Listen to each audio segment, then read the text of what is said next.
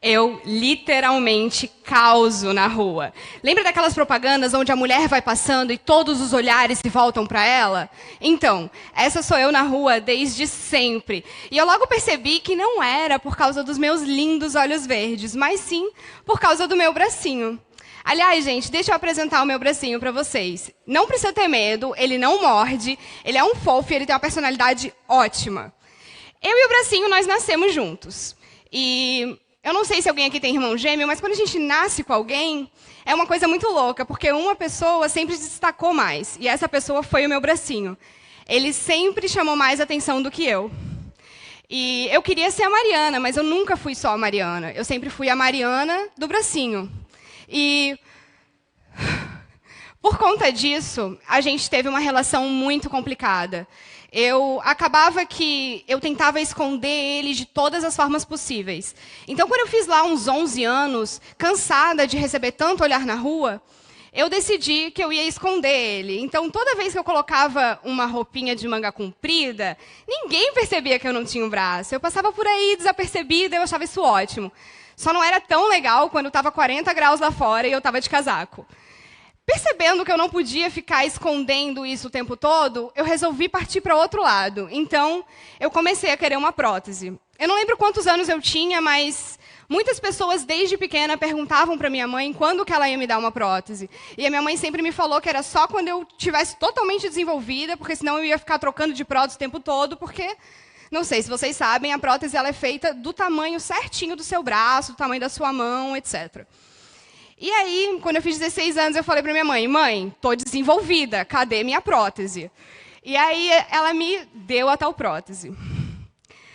Quando a prótese chegou, gente, eu odiei a prótese.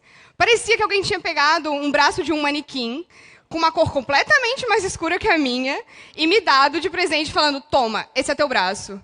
E eu não queria isso. Eu queria ter 2 braços. Eu queria passar despercebida na rua.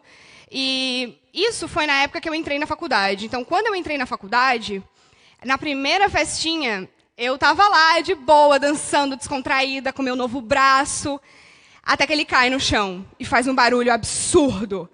E, gente, eu passei tanta vergonha com essa prótese, que eu comecei a perceber que eu ia ter que mudar alguma coisa em mim, porque essa prótese não foi a solução dos meus problemas.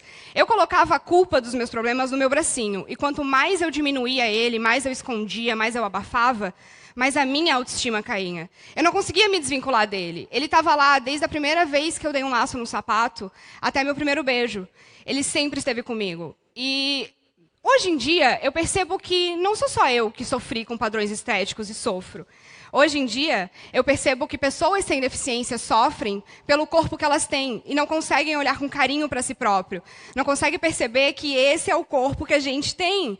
E a gente está sempre querendo uma coisa a mais, emagrecer, peito, bunda, músculos. E, gente, sinceramente, eu nunca ia conseguir ter um braço. Então, eu tive que olhar para mim e perceber que eu nunca ia ter um braço. E eu lembro que isso foi muito difícil para mim, porque eu era a única pessoa da minha turma que não tinha um braço. Eu era a única pessoa que não tinha um braço que eu conhecia. Eu não via ninguém na TV, eu não via ninguém no teatro, eu não via ninguém no filme. Até que eu assisti Edward Mãos de Tesoura. E eu lembro que eu amei o filme, porque pela primeira vez na vida um protagonista não tinha mãos. E, gente, eu me identifiquei tanto com o Edward, com a história dele. Eu adorava ver ele cortando arbustos. E, cara, eu acho que nem nos sonhos mais profundos do Tim Burton, uma menina lá de Florianópolis, sem um braço, iria se identificar tanto com Edward de Mãos de Tesoura, um filme de terror trash. Eu vivi a minha vida toda à espera de representatividade. E ela não chegava. E quando a internet chegou, eu acho que ninguém contava com a força dela para dar voz a opressões estruturais da sociedade. Com a internet, as minorias viraram multidões. E eu via pessoas falando sobre gênero, sobre cor, sobre raça. Eu não via as pessoas falando sobre deficiência. A deficiência ela é uma minoria dentro da própria minoria, porque a gente é esquecido, a gente é escondido, a gente não é lembrado. E quando você vai falar sobre deficiência, você traz um especialista, você traz um médico, você traz um psicólogo, você não traz uma pessoa com deficiência. E isso me incomodava muito. Então, eu e o Bracinho tivemos uma ideia genial de criar um canal no YouTube para falar sobre isso. E, desde então, eu venho representando milhares de pessoas com deficiência por esse Brasil, e muitas delas nem têm a mesma deficiência que eu, mas elas se veem na minha fala, elas se sentem incluídos pelas coisas que eu passo, pelo meu dia a dia. E a representatividade, gente, ela tem uma força muito grande. Tem algumas pessoas que assistem meu canal que são meus gêmeos de bracinho, que são as pessoas que eu chamo que têm a mesma deficiência que eu. E essas pessoas, elas sempre vêm me contar como elas nunca tinham conhecido ninguém igual a elas.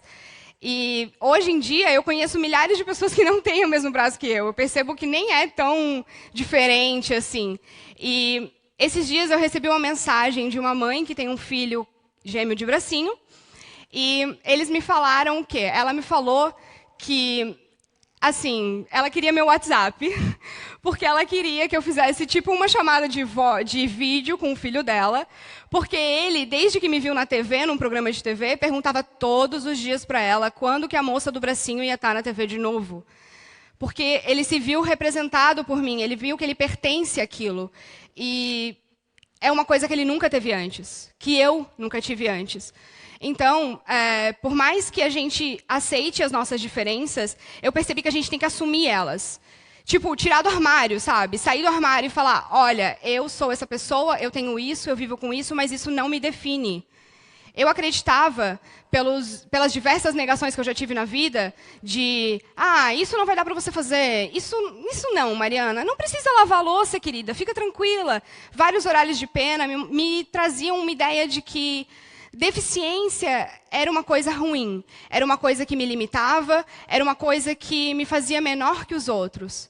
Até que eu percebi que não. E quando eu percebi isso, eu disse, eu preciso falar isso para as outras pessoas. Então, às vezes eu recebo mensagens de pessoas sem deficiência que me dizem que elas estão muito agradecidas por eu estar ali mostrando como que eu vivo com a minha deficiência e continuo sendo uma pessoa forte, com personalidade, que me ama. E isso é muito louco e é revolucionário, porque as pessoas não esperam que você ame você mesmo. Vai contra tudo que nos é imposto você se amar de verdade, principalmente se você tiver uma deficiência. Isso choca. Como assim ela é feliz e eu não? Então, o que eu quero dizer para vocês hoje é que eu comecei o canal com um impulso.